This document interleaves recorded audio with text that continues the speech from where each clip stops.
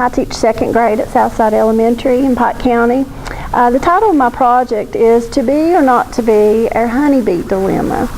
Over the summer when I was trying to decide on a project to do for this grant, I just happened to be watching a television show that was talking about the decline in our honeybee populations.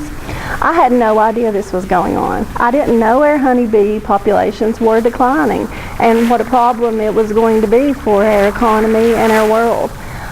So I thought that was very interesting. So I thought, well, there is a real world problem and things that are going on in our community and how it would affect things right here in our community. And I thought that that would be a neat project for our students to do. So I started doing some research on my own and found out that scientists don't really know exactly what's causing the honeybees to decline, but they have a few theories that they're working on. One of them happens to be that pesticides are creating a lot of problem with it, because back in the days of when people grew their own gardens, that they would have lots of different crops growing together, and so like the let's see how to explain it, that the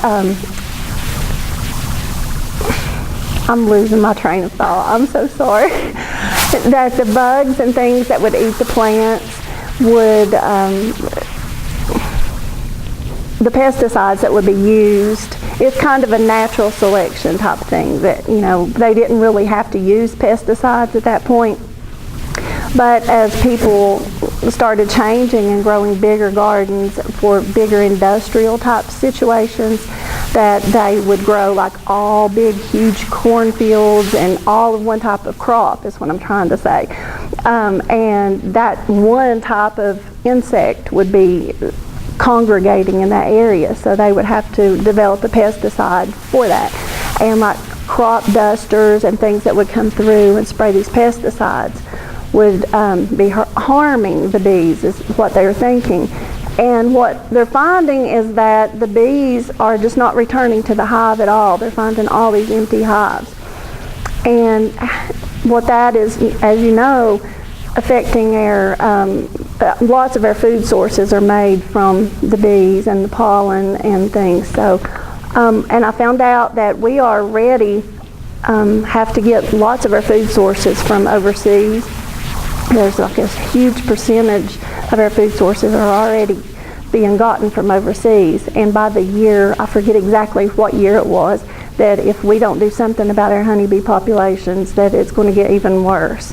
So what I thought we would do as a class is try to find a solution to this and grow our own plants. And one of the problems it was talking about is if people try to contribute to plants, you know, like go to Walmart and buy the plants and say, oh, we're going to help the bees and things like that. But if you are buying plants, they're possibly already been sprayed with pesticides of some sort. So it has to be all organically grown and stuff. So that's what we're going to attempt to do with it, if that's their solution for it, if that's what the kids come up with, and that's kind of what we're going to try to gear them toward. But that's one of the things they have to try to figure out on their own. But they're going to start out by analyzing various scientific theories. They're going to analyze the impact on our economy and how it's affecting us.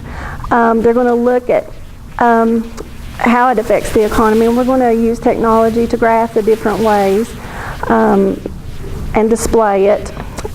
Design solutions.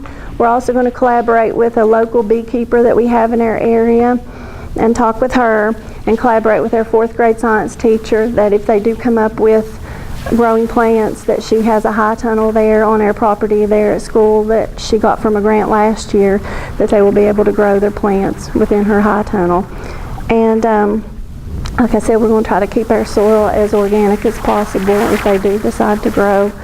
And we're going to plant their plants around our school, so hopefully to help the bee population. So that's where we're planning on going. And one of the when we first start to begin this, we're going to break into groups and study the basic honeybee facts. It's research-based, life in a hive, the importance of the honeybee, and predictions of future environmental impacts of the bee population if the decline continues.